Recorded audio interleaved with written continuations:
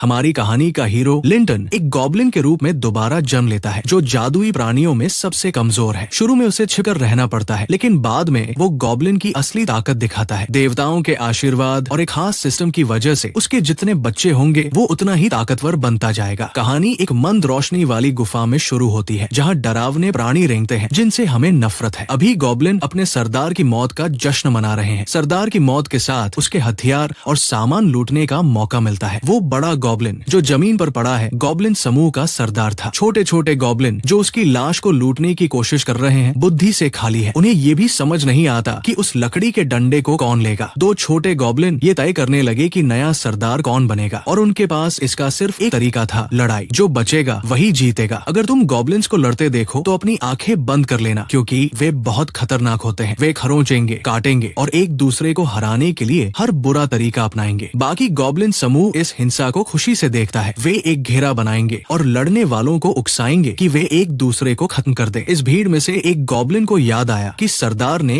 गुफा में कुछ बिना छुआ शिकार छोड़ा था। अब जब कोई मालिक नहीं है तो वे उसे अपने लिए ले सकते हैं। लेकिन इस योजना में एक दिक्कत है। एक शख्स उस शिकार की सख्ती से रखवाली कर रहा है। वो शख्स जो अब शिकार वाली जगह पर पहरा देने जा रहा है भी एक गॉब्लिन है, लेकिन बाकी गॉब्लिन से अलग। जब वो शिकार की ओर बढ़ता है तो बाकी गॉब्लिन समूह उसे नफरत भरी नजरों से देखता है। सब उसे शिकार के रक्षक के रूप में जानते हैं, एक अजीब प्राणी जो इंसानों की तरह कपड़े पहनता है। कुछ गॉब्लिन्स का मानना है कि वो शिकार को सिर्फ अपने लिए बचा रहा है, इसलिए सबने यही सोचा, बस उस रक्षक का पीछा करो जब तक वो शिकार तक न पहुंच जाए। लेकिन कुछ ज्यादा चालाक गॉब्लिन्स थोड़ा और इंतजार करना चाहते थे, क्योंकि कुछ गॉब्लिन पहले ही गुफा में शिकार ढूंढने चले गए थे। सरदार की मौत के बाद वे मजबूत गॉब्लिन्स थे। जब लड़ाई शुरू होगी तो ये चालाक गॉब्लिन्स बीच में कूद पड़ेंगे। वो बहिष्कृत गॉब्लिन, जिसे सब हीरो कहते हैं, ने सब कुछ सुन लिया जो ये बदमाश उसकी पीठ पीछे कह रहे थे। तभी उसने एक औरत की मदद की पुकार सुनी और गुफा के अंधेरे कमरे के दरवाजे पर नजर डाली। पुकार और तेज हो गई। हीरो ने अपनी जिंदगी की सबसे तेज दौड़ लगाई और अंधेरे कमरे में घुस गया। वहाँ शिकार एक औरत अपनी जान बचाने की कोशिश कर रही थी। गॉब्लिन्स ने उसे जमीन पर दबा रखा था। वो गॉब्लिन बच्चों को जम नहीं देना चाहती थी। बदमाश गॉब्लिन्स और वो औरत एक साथ हमारे हीरो को आते देखे। औरत रोने लगी, लेकिन अब वो उतनी डरी हुई नहीं लग रही थी, जबकि गॉब्लिन्स की गर्म सांसें और गंदे हाथ उसके शरीर को छू रहे थे। हमारे हीरो ने उन बदमाश गॉब्लिन से उसे छोड़ने की गुहार लगाई, लेकिन कोई फायदा नहीं हुआ। उस कमरे में हर तरह के प्राणियों की हड्डियां बिखरी थी। कमरे का सबसे बड़ा गॉब्लिन फ्रीक हीरो के सामने खड़ा हो गया, ये कहते हुए कि सरदार की मौत के बाद वो शिकार अब उसका है। अगर हीरो इस बात से सहमत नहीं है और शिकार लेने की कोशिश करता है तो वो इन बदमाश गॉब्लिन्स के हाथों मारा जाएगा। 3 बदमाश गॉब्लिन्स उस पर हमला करने के लिए दौड़े। वे अनाड़ी थे, लेकिन उनके पास संख्या का फायदा था। बचकर निकलना ही एकमात्र रास्ता था। हीरो यकीन नहीं कर पा रहा था कि ये कमजोर गॉब्लिन्स उसे इतनी मुश्किल दे रहे हैं। वे अनाड़ी गॉब्लिन्स उसकी स्किन को खरोंच रहे थे, उसके कपड़े फाड़ रहे थे, लेकिन हीरो ने दांत भींचकर हिम्मत से मुकाबला किया। वो यहाँ मर नहीं सकता, उसकी यात्रा तो अभी शुरू हुई है। लिंटन का है। लिंटन ने अपना पुराना डैगर उठाया और धमकी दी, भागो वरना मरोगे। गोब्लिन डरपोक थे। वे तभी हिम्मत दिखाते जब उन्हें लगा कि वे जीत सकते हैं, लेकिन असली खतरे के सामने वे फौरन घुटने टेक देते। यही हुआ। वे बड़े बड़े दावे कर रहे थे, पर लिंटन के डैगर की चमक ने उन्हें भागने पर मजबूर कर दिया। लिंटन ने राहत की सांस ली। उसका दिल जोर जोर से धड़क रहा था। लड़की उसके पास आई और पूछा, तुम ठीक हो? उसने लिंटन को फिर से बचाने के लिए शुक्रिया कहा। बाकी गोब्लिन्स के उलट लिंटन ने कभी उस पर हाथ नहीं उठाया। वो अपनी जान जोखिम में डालकर भी उसे बार बार बचाता था। लड़की नहीं चाहती थी कि लिंटन को कोई नुकसान हो। उसने कहा, तुम बाकी गोब्लिन्स जैसे नहीं हो। लिंटन पहले इंसान था। उसे याद आया जब उसने पहली बार उस गंदे गुफा में आंखें खोली थी, जहाँ लड़की को छिपाया गया था। उसे उम्मीद नहीं थी कि एक ट्रक एक्सीडेंट के बाद वो किसी नई दुनिया में जागेगा, वो भी एक गोब्लिन के रूप में, एक सिस्टम के साथ। सिस्टम में कुछ खास शक्तियां नहीं थी, वो बस लिंटन के कमजोर सैट्स दिखाता था। फिर भी लिंटन ने हार नहीं मानी। उसने लड़की से बातें की, उसकी कहानियों से इस रहस्यमयी दुनिया को समझा। ये दुनिया उसकी पुरानी दुनिया से बिल्कुल अलग थी। यहाँ ड्रैगन, राक्षस और ताकतवर प्रजातियां थी। इंसानों ने अपनी ताकत से इस खतरनाक दुनिया में जगह बनाई थी, लेकिन गोब्लिन्स को सबसे कमजोर और गंदा माना जाता था। लिंटन, जिसका नाम अब लिन था, एक लेवल 5 गोब्लिन था। उसकी कॉम्बैट पावर सिर्फ 30 थी, एक जंग खाया चाकू और एक रेशियल स्किल जीन डिवावर के साथ। लिन ने सीखा कि गोब्लिन्स ताकतवर बनने के लिए दूसरी प्रजातियों की लड़कियों के साथ जोर जबरदस्ती करते हैं। लड़की ने उसे उदास देखा और कहा, चिंता मत करो। इतने दिन साथ रहने के बाद वो उसकी भावनाओं को समझने लगी थी। लिन इन नीच गोब्लिन्स के बीच नहीं रहना चाहता था। लड़की ने उसे भरोसा दिलाया, जब नाइट ऑर्डर मुझे बचाने आएगा, मैं उन्हें बताऊंगी कि तुमने मेरी जान बचाई। वे तुम्हें गांव में शांति से रहने का मौका देंगे। लिन को ये विचार बुरा नहीं लगा। भले ही उसका सिस्टम अभी अभी पूरी तरह सक्रिय न हुआ हो। उसे बस इंसानों के ठिकाने तक पहुंचना था और लड़की को सुरक्षित नाइट ऑर्डर तक ले जाना था। तब शायद वो इस दुनिया में एक नई शुरुआत कर सकता था और धीरे धीरे सिस्टम को समझना था कि ये कैसे काम करता है। लेकिन इससे पहले उन्हें कुछ खतरनाक गोब्लिन से लड़ना पड़ा। बाकी गोब्लिन्स ने केलिया को चट्टानों के पीछे छिपने को कहा। उसने देखा कि लिनतिन ने अपना पत्थर का चाकू निकाला।